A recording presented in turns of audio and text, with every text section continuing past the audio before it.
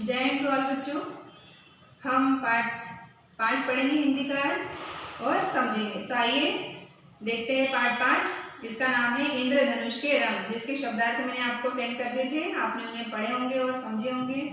ठीक है, अब हम पाठ शुरू करते हैं। बरसात का मौसम था। विद्यालय में खेल का कालखंड चल रहा था। सभी बच्चे बाहर मैदान में खेल रहे थे। तभी उमा ने आकाश में इंद्रधनुष देखा।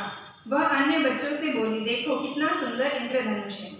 आप सबने भी इंद्रधनुष देखा ही होगा, है ना। बारिश का मौसम होता है, जब हल्की सी धूप कभी निकलती है और पानी की बौछारें भी गिर रही होती हैं, तो आसमान में बड़ा सा सुंदर इंद्रधनुष दिखाई देता है।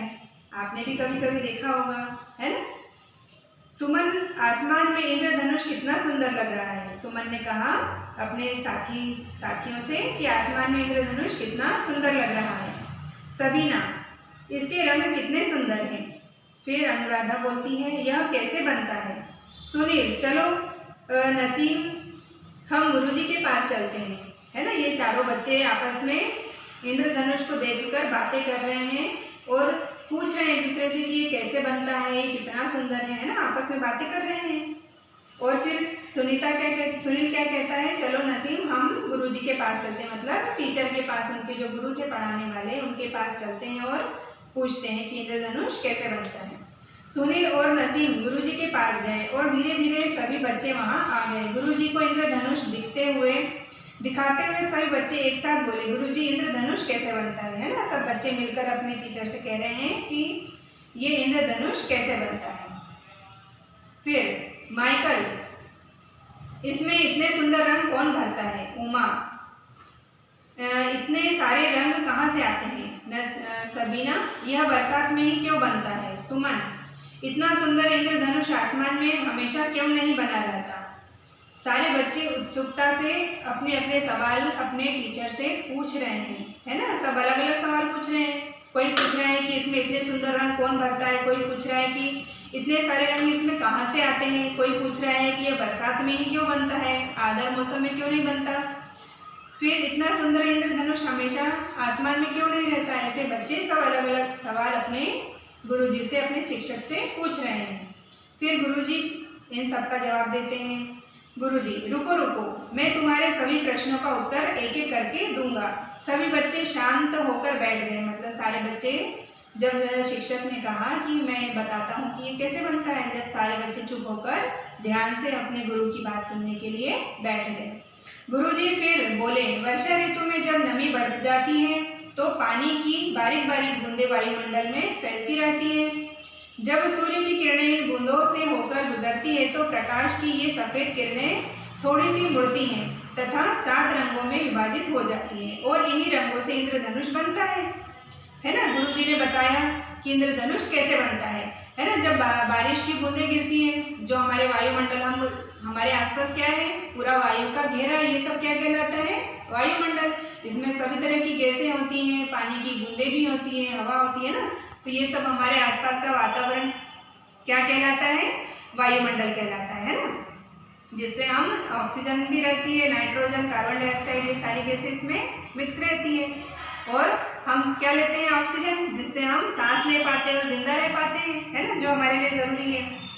तो जब वायुमंडल में बारिश होती है हल्की हल्की, तो पानी की जो बूंदें होती हैं वो वायुमंडल में इधर उधर बिखर जाती हैं। और जब इन पर सूर्य की किरणें, उसी समय अगर सूर्य निकल आता है और वो सूर्य की किरणें जब उन बूंदों पे पड़ती हैं तो वो किरणें उन बूंदों से टकराकर फैलती हैं, है ना। और जिससे वो अलग अलग रंग उसमें दिखाई देते हैं और इंद्रधनुष का निर्माण हो जाता है। इस तरह से वो इंद्रधनुष हम सबको दिखाई देता है ना। फिर जितनी देर तक बूंदों के द्वारा प्रकाश रंगों में बंटने की क्रिया चलती है, इस बीच इंद्रधनुष के रंग गहरे होते जाते हैं। मतलब जब सूर्य की किरणें उन बूंदों पर पड़ती है तो उसका जो रंग होते हैं इंद्रधनुष के, वो और तेज दिखाई देते हैं, है ना। उमा, गुरुजी, क्या इंद्रधनुष के इन रंगों का कोई निश्चित क्रम भी होता है। गुरुजी, हाँ। उमा क्या पूछ रही है कि इनके जो रंग होते हैं, इनमें कितने रंग होते हैं, 7 रंग होते हैं। तो इन रंगों का कोई क्रम होता है, मतलब कि पहले कौन सा आएगा, बाद में कौन सा आएगा, है ना, कौन कौन से कलर आएंगे, ये पूछ रही है वो। तो फिर गुरुजी कहते हैं हाँ, इन रंगों का एक निश्चित क्रम होता है। ये रंग होते हैं बैंगनी, जामुनी, नीला, हरा, पीला, नारंगी और लाल, है ना। इंद्रधनुष के रंगों की संख्या और उनका क्रम ये निश्चित होता है। ऐसा नहीं कि कोई सा भी कलर चाहे आ जाएगा या हर बार बदल बदल के आएगा, ऐसा नहीं होता है। हमेशा जब भी इंद्रधनुष बनेगा तो इसकी क्रम संख्या दे रखी है रंगों की। सबसे पहले कौन सा रंग आएगा? बैंगनी, फिर जामुनी, फिर नीला, हरा, पीला, नारंगी और लाल। इस तरह से इनका क्रम रहता है इंद्रधनुष के रंगों का। हमें किस तरह से याद रखना चाहिए वो भी इसमें दे रखा है ना। अगर हम भूल जाते हैं कि इन्हें कैसे याद रखें तो इसमें उन 7 रंगों का एक शब्द बना के उन्होंने दिया हुआ है किताब में, है ना। सुनिए, बेजानिह पीनाला, इन 7 रंगों का एक शब्द बनाया हुआ है, बेजानिह पीनाला। ठीक है, सूत्र द्वारा आसानी से याद रख सकते हैं ना। इन रंगों को हम इस एक शब्द से इन्हें याद रख सकते हैं कि इनका क्रम क्या है रंगों का। ठीक है, इसमें इन रंगों के पहले अक्षरों को लिया गया है ना। इन शब्दों, ये जो शब्द है इनमें इन 7 रंगों के पहले शब्दों को, अक्षर को लिया गया है, जिससे ये सूत्र बना हुआ है। फिर अगला, हरजिंदर, अगला छात्र बोलता है हरजिंदर, गुरुजी कभी कभी आकाश में एक के ऊपर एक दो इंद्रधनुष भी दिखाई देते हैं ना। हरजिंदर क्या बोल रहे हैं कि गुरुजी कभी कभी आसमान में 2 इंद्रधनुष दिखाई देते हैं, मतलब एक इंद्रधनुष उसके ऊपर एक और इंद्रधनुष दिखाई देता है, तो वो कैसे? हाँ, गुरुजी कहते हैं हाँ, कभी कभी ऐसा भी होता है। बूंदों के द्वारा प्रकाश के अलग अलग दिशाओं में मुड़ने के कारण ऐसा होता है ना। जैसे सूर्य की किरणें जो नीचे बूंदे हैं वायुमंडल में, उन पर सूर्य की प्रकाश की किरणें पड़ती हैं, लेकिन उसी से परावर्तित होकर वो किरणें मुड़ जाती हैं, और तो फिर इससे क्या होता है कि वो इंद्रधनुष और बन जाता है, मतलब 2 इंद्रधनुष बन जाते हैं। लेकिन अब क्या होता है, इनमें इंद्रधनुष के रंगों का क्रम बदल जाता है। जो पहले जो रंग रहता है उसमें वो दूसरे इंद्रधनुष में वो रंग ऊपर की साइड आ जाता है ना। आगे देखते हैं। सामान्यतः इंद्रधनुष में लाल रंग ऊपर और बैंगनी रंग नीचे होता है, जैसा कि इंद्रधनुष में दिखाई दे रहा है। आपकी किताब में इंद्रधनुष का चित्र दे रखा है, जिसमें रंगों के साथ वो इंद्रधनुष यहाँ चित्र में दिखाई दे रहा है, तो आप इसे ध्यान से देखिएगा। ठीक है, सामान्यतः इंद्रधनुष के लाल रंग ऊपर और बैंगनी रंग नीचे होता है, जैसे कि इंद्रधनुष में दिखाई दे रहा है। किंतु यदि इसमें ऊपर दूसरा इंद्रधनुष होता है तो या बनता है तो उसके रंगों का क्रम उल्टा हो जाता है। इस ऊपर वाले इंद्रधनुष में बैंगनी रंग ऊपर और लाल रंग नीचे हो जाएगा, है ना, मतलब उल्टा हो जाता है। जो नीचे वाले इंद्रधनुष में है उससे उल्टे कलर हो जाते हैं उसमें, दूसरे इंद्रधनुष में। ठीक है,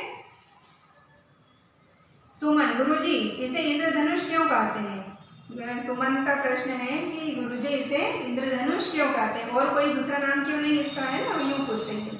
तो गुरुजी कहते हैं हमारी पौराणिक मान्यताओं के अनुसार इंद्र को वर्षा का देवता माना जाता है ना। हमारे जो पुराने लोग कहते हैं कि मतलब इंद्र को क्या मानते हैं, इन देवताओं को राजा मानते हैं, जिसमें वर्षा के राजा को भी इंद्र माना जाता है। वर्षा ऋतु में पानी की बूंदों के कारण इनका निर्माण होने से तथा धनुष के आकार का होने से इसे इंद्रधनुष कहा जाता है ना। किस कारण इंद्रधनुष कहा जाता है? क्योंकि हमारी पुरानी मान्यताएं हैं कि जो वर्षा की जो देवता है, मतलब वर्षा करने वाले जो देवता हैं, उन्हें क्या नाम से जानते हैं हम? इंद्र, है ना। और जो वो बनता है इंद्रधनुष, तो वो किस आकार का बनता है? धनुष के आकार का, इस तरह से ना, धनुष जैसा होता है ना, तो धनुष के आकार का बनता है, इसलिए उसका नाम इंद्रधनुष रखा गया है, या इसे इंद्रधनुष के नाम से कहा जाता है। अनुराधा, गुरुजी क्या यह और भी कहीं दिख सकता है? अनुराधा पूछ रही है अपने शिक्षक से कि क्या यह और कहीं भी बन सकता है या और कहीं भी दिख सकता है? तो गुरुजी कहते हैं हाँ, जहाँ फव्वारे चल रहे हों या ऊंचाई से गिरते जल प्रपात में जहाँ जल की बारीक बारीक बूंदें दूर दूर तक फैल जाती हैं, वहाँ भी हम कभी कभी इंद्रधनुष बनता देख सकते हैं। सभी ने देखा कि धीरे धीरे आसमान में इंद्रधनुष धुंधला होता जा रहा है।